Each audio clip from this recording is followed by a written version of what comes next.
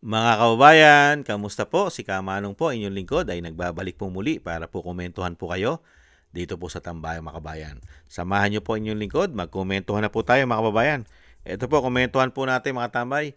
Ito pong pamilya na tinatawag umano na kain suka. Mga isinuka na, sinubo pa, ikinain at nilunok pa. Mga kababayan, at napakaingay po ng mga ito. Napakaingay po nito. Lalo-lalo po sa usapin ng West Philippine Sea o yung sinasabing South China Sea. West Philippine Sea na wala pa tayong titulo na hawak dyan, mga kababayan. Ubod po na ingay yan. Pero, napakatahimik naman po sa issue ng korupsyon. Lalo-lalo po sa flood control. Mga kababayan, napakatahimik. Pero, oposisyon daw po sila. Oposisyon. Diyan ka po magtataka. Kikiko at Kirisa Hontiveros, mga kababayan, at mga oposisyon yan. At galit na galit po yan, mga kababayan, sa pamilya diktador umano. Ito po siya mga tambay, ang tinatawag po ng mga kababayan natin, mga Pilipino, na pamilya at grupo ng mga kain suka umano. Mga kababayan, parang aso, parang baboy, gano'n po yung mga aso at baboy eh. Sinuka na, kinain pa, dinidilaan pa. Hindi po ba? Pakinggan na po natin mga kababayan. At panoorin.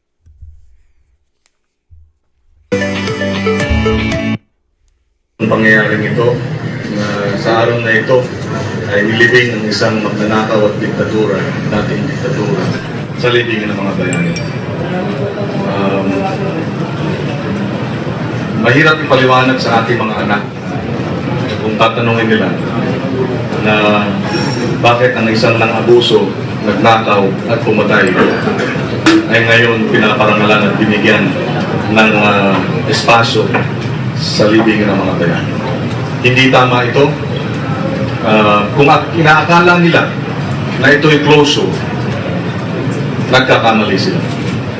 Dahil ang katunayan, muling binuksan ang mga sugat ng pang-aabuso, ang sugat ng torture, ng rape, ng pagpatay, ng pag-abduct na naranasan ng tens of thousands, libo-libo nating mga kababayan. Kung akala nila ay mananahimik na at magkakaroon na ng pagkakaisa sa ating lipunan dahil dito sa paglibing sa libingan ng mga bayani, nagkakamali sila. Dahil sa halip na closure, muling nanumbalik, muling naaalala yung pang-abuso, pang-yurap ng karapatan, pagpatay, pag-torture, pag-rape. Para bagang na-rape muli, na-torture muli, sinalvage muli yung mga kababayan natin. Kaya hindi ito tama. Ito'y tinututulan ng Partido Liberal, tinututulan ng taong bayan.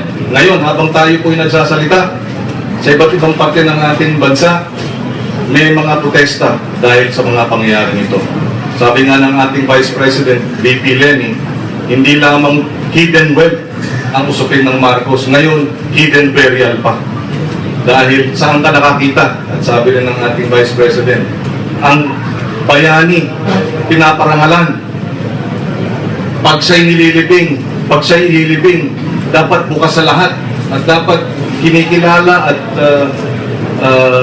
natutuwa at nagsisilbing inspirasyon sa lahat. Pero dito, tinago yung kanyang paglibing para bagang kahiya-hiyang ipaalam na nililibing natin ang isang diktadura sa libingan ng mga bayani. Na totoo naman, kahiya-hiya at katawa-tawa.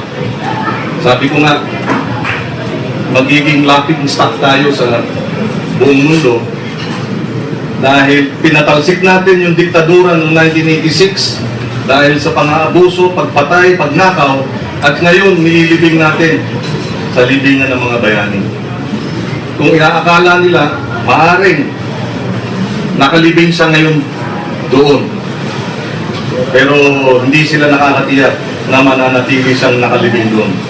Dahil kikilos tayo hanggat sa abot nating makakaya na iwasto itong hindi tamang pangyayari. We will have to undo this injustice that has been inflicted upon the victims of martial law in our nation. And we will tirelessly work to reverse and to undo this burial in the living. So yun siguro ang ating unang salita. Kung may mga katanungan tungkol sa mga legal na mga steps na maaaring may sagawa at iba pang mga pagkilos, ay we are more than willing to answer ang pangyayaring ito. Sa araw na ito ay Grabe, no? Kasama pa dyan si Risa Hontiveros, mga tambay. Ang tanong, meron na po ba silang ginawa, mga kababayan? At gagawin daw po nila lahat dahil hindi nila matanggap na inailibing daw po sa libingan ng mga bayani yung kanilang dinidilaan at kinaing suka. At maingay pa po ba sila? Dahil ayon po sa kanila at ayon po kay Kiko, hindi raw po sila titigil hanggat hindi nila nakukuha ang katarungan daw po ng mga kababayan na mga nabiktima. Meron pang mga ginahasa, chinugi, hindi po ba? At napakarami pang ginawa na pang-aabuso ng pamilyang ito na tinatawag pang diktador. Hindi po ba? At nahandyan po isang damukal ding ninakaw, mga kababayan. Pero, nakita nyo po bang maingay si Kiko? Maingay si Lenny? Maingay din po ba yung sinasabing dating Vice President? At lalong-lalo po bang maingay si Risa Hontiveros? At ang grupo ng Makabayan Black? At nila Dilima? Nila Trillanes? Maingay po ba sila ngayon sa sinasabi nilang diktador na pamilya at nagbigay po ng napakaraming problema sa ating bansa? Mga kababayan, ano na po ba ngayon si Kiko? Ano na po ba ngayon si Risa? At ang grupo po ng liberal at ng pink at dilaw, ano na po sila ngayon, mga kababayan? Kaya nga po, matuto na po tayo, mga kababayan. Matuto na po tayo sa mga politiko sa ating bansa.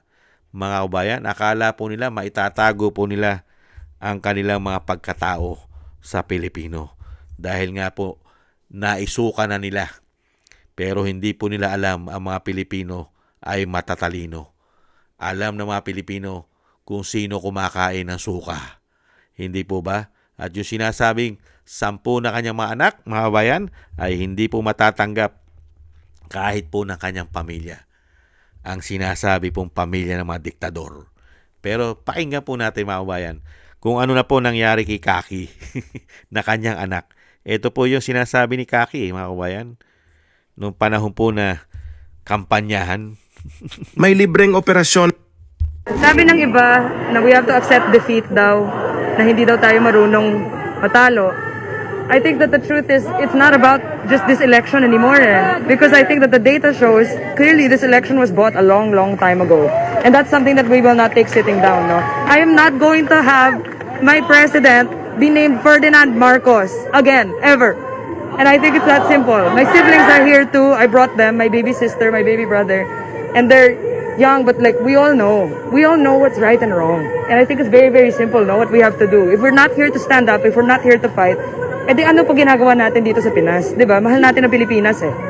And I think that at the core of it, that's really just it. Sabi ng iba na we have to accept defeat daw. Alam daw niya ang mali, tama. Eh, ang tanong, yung mga magulang mo ba? Alam ba ang mali, tama ng mga magulang mo? Eh, napakasarap pa nga ng pagkakangisi at pagkakatawa. Di ba ba? Nasaan na rin po kaya itong maingay na anak ni Kiko Pangilinan? Mga kabayan, ito po ba tuloy-tuloy po ba ang protesta nito sa pamilya Marcos? Sa kabila ng kanyang ina at ang kanyang ama, ay proud na po ngayon doon sa mga isinuka nila. Ito pa po, mga tambay, kung gaano po sila katindi. Magkakasama sa party.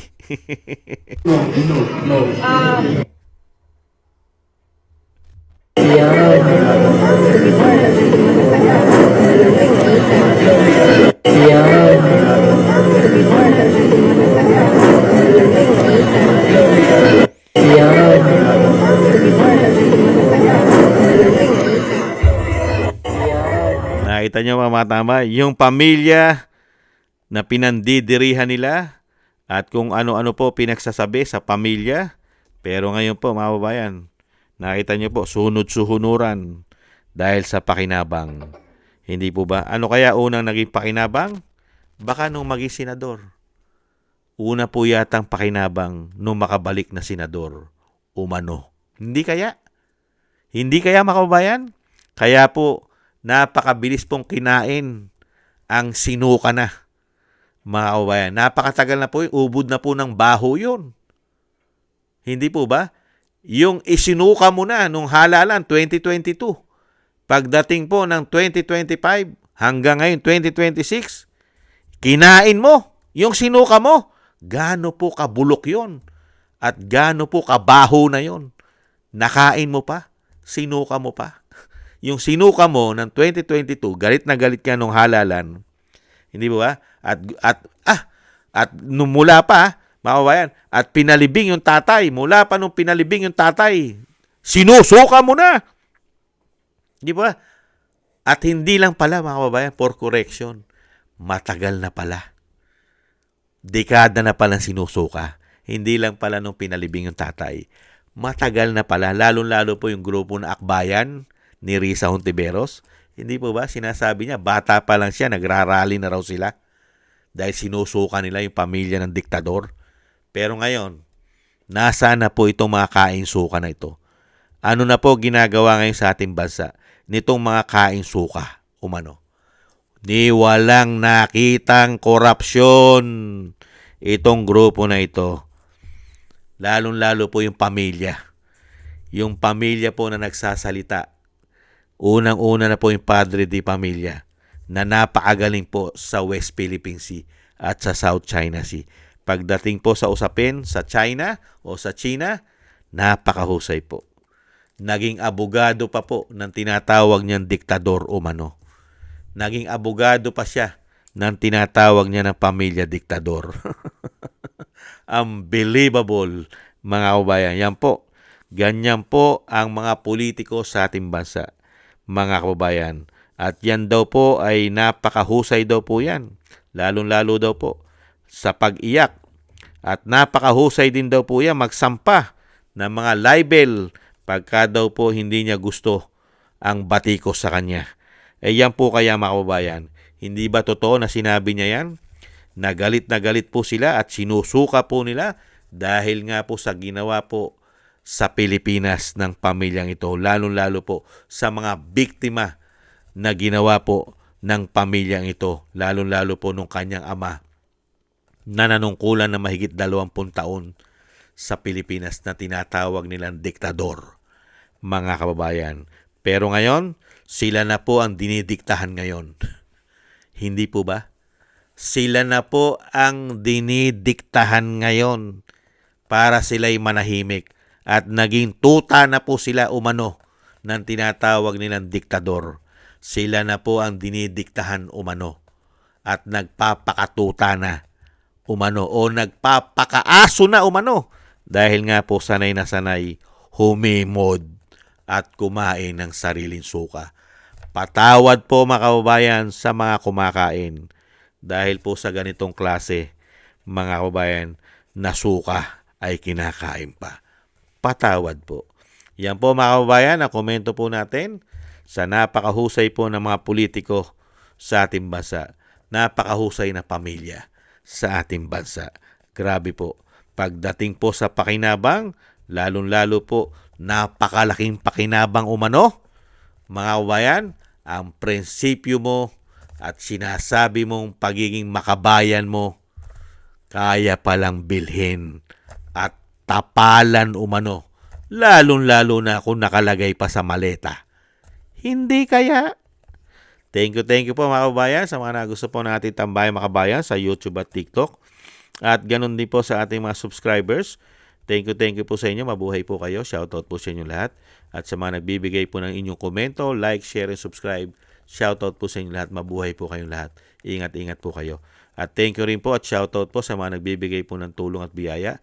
Thank you po kay Eric Hershio ng Canada, kay Tatay Nick ng Canada, kay Annie Jo, ako si Pilam, Balance Vision TV, Gayat Shena, Jesus Valdepena, Kia Kingston ng Hong Kong, Jake Yahut ng California, USA, Gina Ray ng Berlin, Germany, Julieta Celona ng Sydney, Australia, Baby Roman at Ate Isa ng Cagayan. Thank you po sa inyo mga kababayan.